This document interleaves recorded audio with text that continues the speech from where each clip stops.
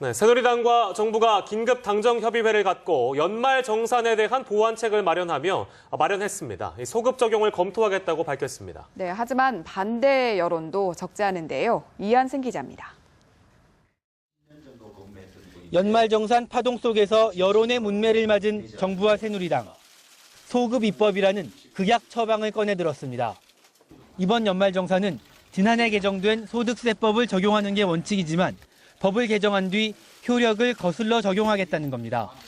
이번 연말정산 귀속분에 대해서도 소급 적용하는 방안은 새누리당에서 야당과 협의하여 입법 조치를 추진하기로 하고 정부도 이에 따르기로 하였습니다. 새누리당은 4월 임시국회에서 소득세법을 개정한 뒤 5월 중 연말정산 귀속분을 환급해주겠다는 계획입니다.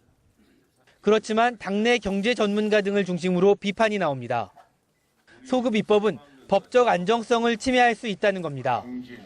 우선 소득세법 개정 소관상임위원회인 국회 기획재정위원회 정희수 위원장이 반대하고 나섰습니다.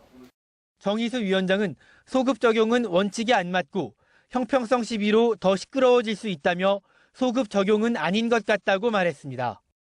정 위원장은 소급 적용을 하면 법치주의의 근간이 무너진다며 법치국가에서 법이 만들어졌으면 지켜야 하고 시행해보고 문제가 있으면 보완해야 한다고 주장했습니다. 만약에 소급 입법으로 돈을 되돌려받기는커녕 추가로 납부해야 하는 사람이 나온다면 위헌 논란까지 불거질 수 있습니다. 여기에 야당은 국정조사와 청문회 등을 요구하며 이번 파문을 정치 쟁점화할 기세입니다. 여야 지도부의 의지가 강한 만큼 4월 법 개정은 될 것으로 예상되지만 그 과정에서 적지 않은 진통이 예상됩니다. 연합뉴스TV 이한승입니다. 한국납세자연맹은 13월의 세금 폭탄 논란의 원인이 정부의 부정확한 세수 추계 때문이라며 관련된 정보를 공개할 것을 촉구했습니다. 납세자연맹은 지난번 세법 개정안 발표 당시부터 기획재정부에 수차례 정보 공개를 청구했지만 묵살당했다며 계속 공개를 거부한다면 직무유기와 공공기관의 정보 공개에 관한 법률 위반 혐의로 고발할 것이라고 밝혔습니다. 연맹은 당정이 발표한 연말정산 보완책은 원인을 제대로 밝히지 않은 상태에서 나온 땜질 처방이라면서 세법 개정을 추진하면서 엉터리 세수 추계를 근거 자료로 삼은 기재부가 책임을 져야 한다고 주장했습니다. 네, 정부와 여당이 내놓은 연말정산 보완책은 연금보험료와 다자녀 가구, 독신에 대한 세액 부담을 줄여주는 게 골자인데요. 네, 소급 적용분은 급여 통장으로 환급될 것이 유력해 보입니다. 노은지 기자의 보도입니다. 연말정산 보완 대상 중 하나인 연금보험료 세액공제는 공제율이 상향 조정될 전망입니다. 공제한도 400만 원은 그대로 두고 현재 12%인 공제율을 15%로 3%포인트 올리는 방안이 유력한 것으로 알려졌습니다. 따라서 내년부터는 400만 원 한도까지 꽉 채워 연금보험료를 불입하면 지금보다 12만 원 늘어난 60만 원을 돌려받는 겁니다. 현재 자녀 1명당 15만 원, 3명부터 20만 원인 자녀 세액공제는 액수를 높이는 방향으로 추진됩니다. 예를 들어 3명의 자녀가 있는 직장인은 올해 연말정산 시 50만 원을 공제받는데 더 많은 금액을 돌려주겠다는 겁니다. 이때 소득별 차등 적용 방안은 검토하고 있지 않지만 자녀가 많아질수록 혜택폭을 늘릴지 여부는 이번 연말정산 결과를 보고 결정하기로 했습니다. 폐지했다가 재도입하는 출생, 입양공제의 세액공제액은 30만 원 안팎이 될 것으로 보입니다. 독신 근로자에게도 표준 세액공제를 현재의 12만 원에서 더 늘려준다는 방침입니다. 정부는 구체적인 보완 방안과 소급 적용 관련 규정을 담은 세법 개정안을 3월 말쯤 국회에 제출할 예정입니다. 정부는 개정안이 통과되면 5월에서 6월에 급여 통장을 통해 소급 적용분을 환급해주는 방안을 유력하게 검토하고 있습니다. 연합뉴스TV 노은지입니다. 네, 요즘 연말정산 방식의 변경으로 혼란스럽기도 합니다만 이 소득세 부담이 급증해 직장인들이 걱정이 많습니다. 네, 작년 연말정산 결과 월급쟁이들의 소득세 부담이 처음 200만 원을 돌파한 것으로 나타났습니다. 성서우 기자입니다. 작년 초 연말정산 결과 과세 대상 월급쟁이들의 소득세가 처음 200만 원을 돌파한 것으로 드러났습니다. 국세청에 따르면 작년 전체 월급쟁이 1,630만 명 중 소득세를 낸 사람은 1,100만 명이었습니다. 나머지는 소득이 적어 세금을 내지 않았습니다.